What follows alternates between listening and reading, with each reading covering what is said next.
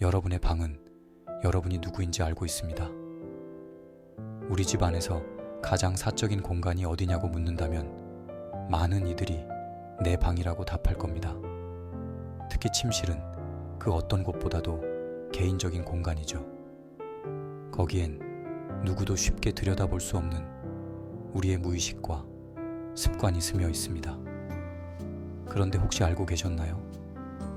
우리가 무심코 꾸며놓은 방이 생각보다 더 많은 것을 말해주고 있다는 사실을요. 벽지 색깔, 침대 커버의 재질, 책상 위에 올려진 물건 하나하나가 여러분의 성향, 기분, 사고방식을 은근하게 드러내고 있습니다. 예를 들어볼까요? 어수선하게 널브러진 옷가지들, 아무렇게나 놓인 컵, 먼지가 쌓인 창틀. 이런 풍경은 그저 바쁘다는 말로는 설명되지 않는 어떤 정서적 상태를 말해주는 신호일 수 있어요. 반대로 깔끔하게 정리된 책상, 균형 있게 배치된 소품, 조화로운 조명이 비추는 방은 무언가를 통제하려는 성향 혹은 안정감을 추구하는 내면의 반영일 수도 있죠. 한 심리학자는 이렇게 말했습니다. 사람은 말을 하지 않아도 그가 사는 공간이 이미 말을 하고 있다. 이처럼 방은 단순한 생활 공간이 아니라 무언의 자기소개서나 다름없습니다.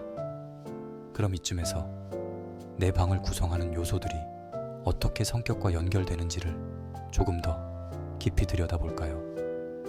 심리학에서는 공간을 통해 성격을 읽는 방법을 크게 3가지로 나눕니다. 바로 정체성 표현, 행동의 흔적, 그리고 감정 조절 장치입니다. 첫 번째, 정체성 표현입니다. 나를 설명하는 물건들로 자신의 정체성이 표현됩니다. 이건 내가 세상에 보여주고 싶은 나의 모습이에요. 예를 들어 책장에 철학책이나 예술 서적을 잘 보이게 꽂아두었다면 나는 이런 것에 관심 있는 사람입니다. 라고 스스로를 설명하고 있는 셈이죠. 누군가는 그 자리에 아이돌 앨범을 진열하고 누군가는 여행에서 가져온 소품을 놓기도 합니다. 이 모든 건 말없이 나를 드러내는 전략이자 메시지입니다. 두 번째, 행동의 흔적입니다. 이건 말 그대로 무심코 남긴 자국, 즉 무의식의 발자국입니다. 일부러 보여주려 한 건 아니지만 오히려 그래서 더 진짜죠. 예를 들면 벗어놓은 양말, 쌓여있는 택배 박스, 여러 번 읽다만 책들이 책상에 아무렇게나 놓여 있다면 그건 여러분이 현재 얼마나 피곤한지 혹은 얼마나 바쁘게 살고 있는지를 보여주는 단서일 수 있어요. 세 번째, 감정 조절 장치입니다. 이건 우리가 스스로의 감정을 안정시키기 위해 방 안에 배치하는 물건들입니다. 조용한 음악을 틀기 위한 스피커, 포근한 담요, 향초나 디퓨저, 이런 것들은 단순히 예쁜 소품이 아니라 내 감정을 다스리고 안정감을 주는 중요한 심리적 장치인 거죠. 그럼 한 가지 흥미로운 실험 이야기를 해볼게요. 한 연구팀이 대학생 80명의 방을 낯선 사람들에게 보여주고 그 사람들의 성격을 유추해보게 했습니다. 그 결과는 놀라웠어요.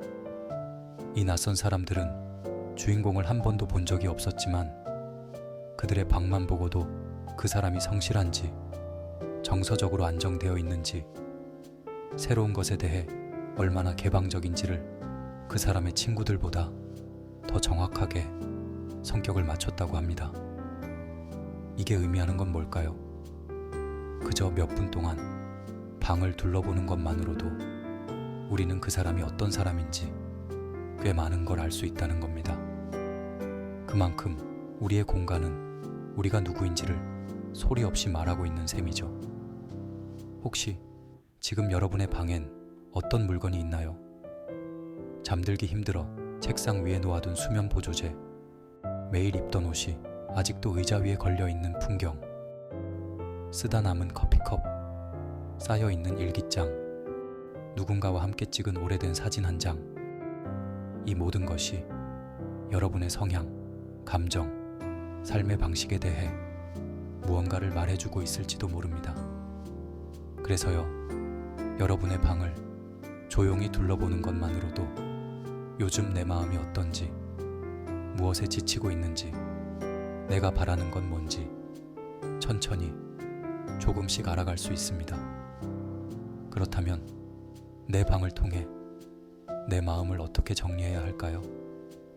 지금부터 방을 통해 마음을 정리하는 5가지 방법을 알아보도록 할게요.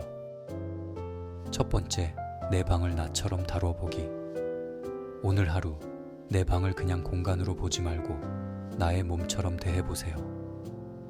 침대는 여러분의 피로를 받아주는 공간이고, 책상은 당신의 사고가 쌓이는 곳입니다. 오늘 하루만큼은 내 방을 험하게 다루지 말고 마치 나 자신을 돌보듯 부드럽게 손질해보세요. 두 번째, 정체성 표현 아이템 1개 꺼내두기. 내가 어떤 사람인지를 보여주는 물건을 하나만 눈에 띄게 배치해보세요. 예를 들어 읽고 있는 책, 소중한 편지, 좋아하는 그림이나 글귀.